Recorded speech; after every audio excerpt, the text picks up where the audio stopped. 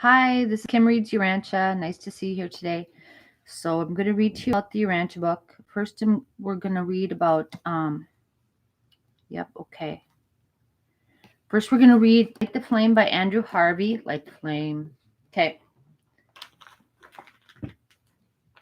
This one is from Andrew Harvey.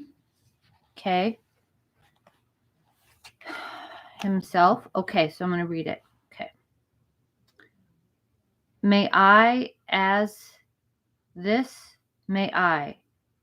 your solitude deepens around me, not be afraid of what I am losing, the friends, the desires, the fantasies of achievement, so I can come naked into your arms.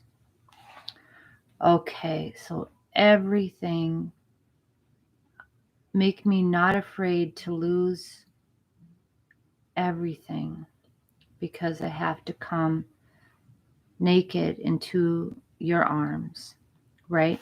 And there's that picture, that image of the little baby that's learning to walk here, and our Father is going like, come on, yeah, like the parents do when the new baby is learning how to walk. But for that baby to come to their Father and experience that joy of being enfolded in the Father's love and the mother's love also, of course. And they have to let go of the security of holding on to the couch or the table of, or whatever it is they're holding on to for their balance to steady themselves. They have to let go of that. They have to let go of all these things and in life, so that we can come naked into our Father's arms. Yeah. Okay. Okay, let's continue reading paper 19. This is about the coordinate Trinity origin beings. Okay, and the Trinity teacher sons. The Trinity teacher sons is section 1. Okay, and I think one of these, I don't know, maybe bestowed on. Okay. Okay. So remember here, it's in the last paragraph of the beginning here, accepting the Trinity teacher sons and possibly the inspired Trinity spirits. These groups are of definite numbers. So that means the Trinity teacher sons, more may be being created. Okay. Of all the high orders of celestial personalities revealed to you, the Trinity teacher sons alone act in a dual capacity. By origin of Trinity nature, in function, they are almost wholly devoted to the services of divine sonship.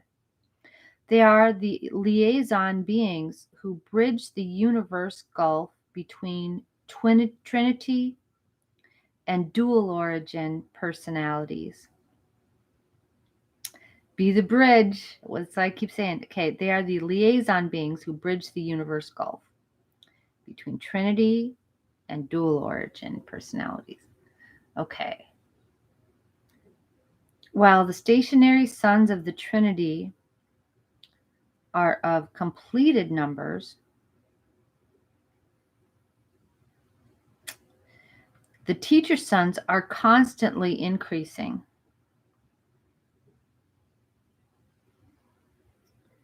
Okay, stationary sons of the Trinity. That must be these other ones we're talking about. Habona natives, paradise citizens, perfecters of wisdom, divine counselors, universal censors.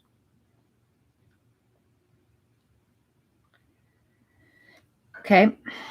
What the final number of teacher sons will be, I do not know. I can, however, state that at the last periodic report to Uversa, the Paradise records indicated 21 billion, 1,624,821 of these sons in service. Okay, okay. These beings are the only group of the sons of God revealed to you whose origin is the paradise Trinity.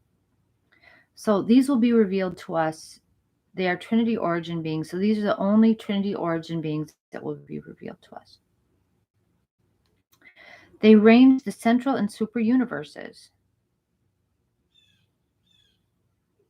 and an enormous core is assigned to each local universe. They also serve the individual planets, as do the other paradise sons of God. Since the scheme of the grand universe is not fully developed, large numbers of teacher sons are held in the reserves on paradise, and they volunteer for emergency duty and unusual service in all divisions of the grand universe, on the lone worlds of space, in the local and super universes, and on the worlds of Havona.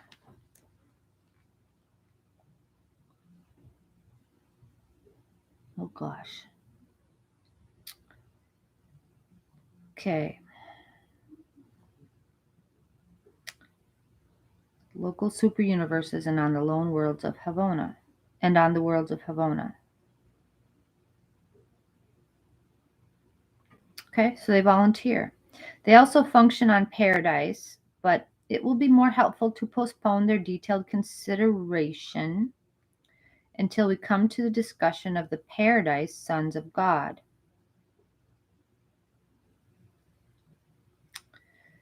Okay.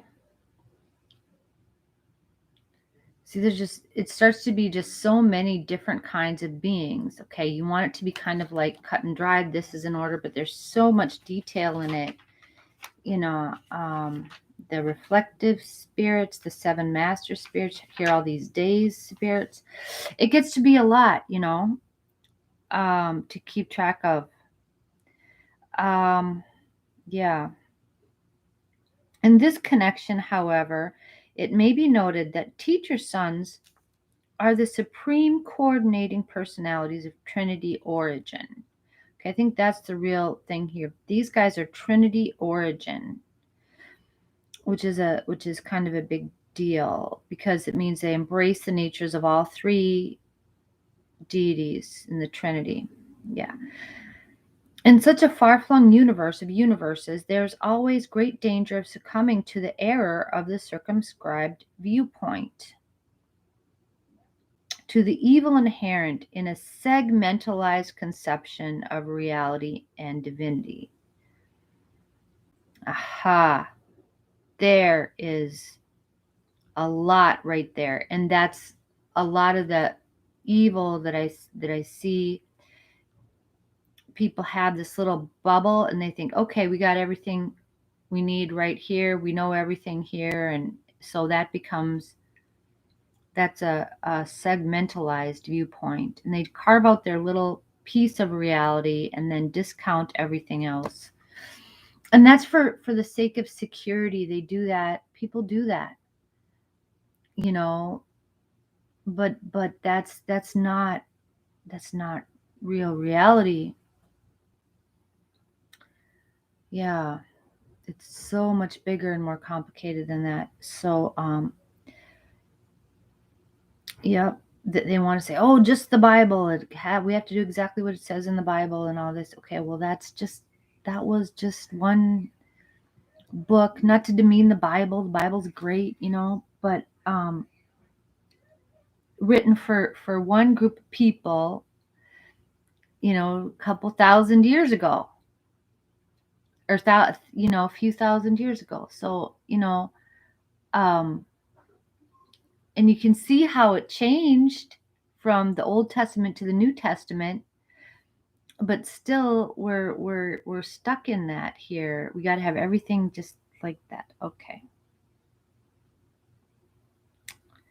Right, there's a lot in that statement.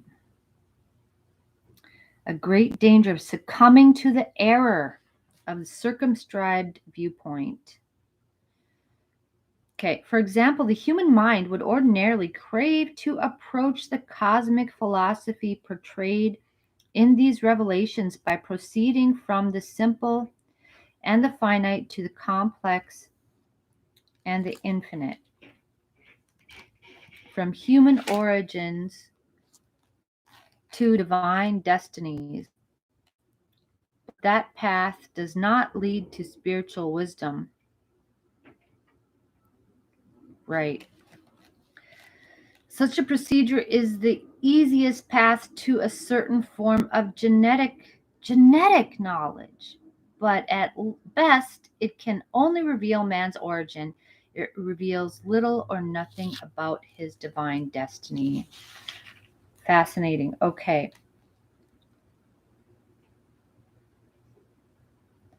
Okay, simple and finite to the complex and infinite, from human origins to divine destinies. Okay, so we have to have more than just that. From origins to destinies. But how is that circumscribed? Even in the study of man's biologic evolution on Urantia, there are grave objections to the exclusive historic approach to this present day status and his current problems. The true perspective of any reality problem, human or divine, terrestrial or cosmic, can be had only by the full and unprejudiced study and correlation of three phases of universe reality: origin, history, and destiny. The proper understanding of these three experiential realities affords the basis for a wise estimate of the current status. Okay, so they skip the history because this other paragraph is revelations proceeding from the simple and the finite to the complex and the infinite, from human origins to divine destinies. So we're skipping the middle part is what the problem is. The history, the potentialities that are in between that. So we go from here, we're here, and we're going to skip here. And then we're going to go to the destiny. Okay, when the human mind undertakes to follow the philosophic technique of starting from the lower to approach the higher, whether in biology or theology, it is always in danger of committing four errors of reasoning. One, it may utterly fail to perceive the final and completed evolutionary goal of either personal attainment or cosmic destiny. Two, it may commit the supreme philosophical blunder by oversimplifying cosmic evolutionary experiential reality, thus leading to the distortion of facts, to the perversion of truth, and to the misconception of destinies. Three, the study of causation is the perusal of history,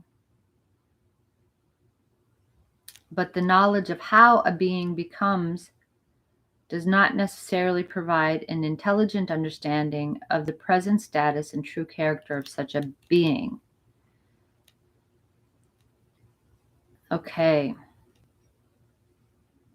Right. We don't want to oversimplify cosmic evolution. Right. The experience of going through it. I think that's what they're talking about. Yep. History alone fails adequately to reveal future development destiny. Finite origins are helpful, but only divine causes reveal final effects. Eternal ends are not shown in time beginnings. The present can be truly interpreted only in the light of the correlated past and future. Therefore, because of these and for still other reasons, do we employ the technique of approaching man and his planetary problems by embarkation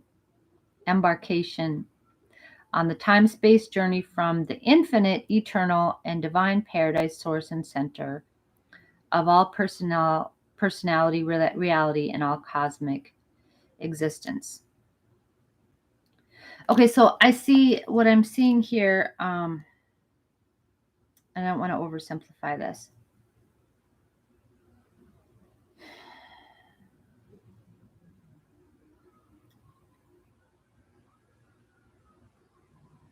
Okay, so there's the air of skipping the middle and just saying, oh, this is kind of what we do in the West. We go like, here we're imperfect, we're just, here we're just, little children of God, right? And then we're going to graduate and we're going to be like, when we die, we're going to be ultimate beings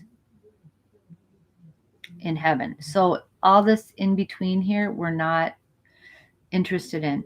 Okay, so that's kind of the three monotheistic religions. The way of the East is to focus more on this process, like it's this eternal cycle of, reincarnation and becoming and stuff, and not seeing or not comprehending either the beginning or the end to it. Okay, and also we can look at that and not really know where we're at in the midst of it, of this history.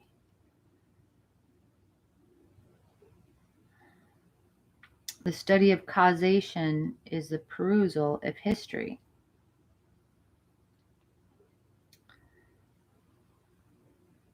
Okay, so basically we have to find where we're at within this process. And how do you evaluate that accurately? How do you evaluate where I'm at? You can't really compare yourself to other people. You have to feel that. You just have to be your best self. You have to please just I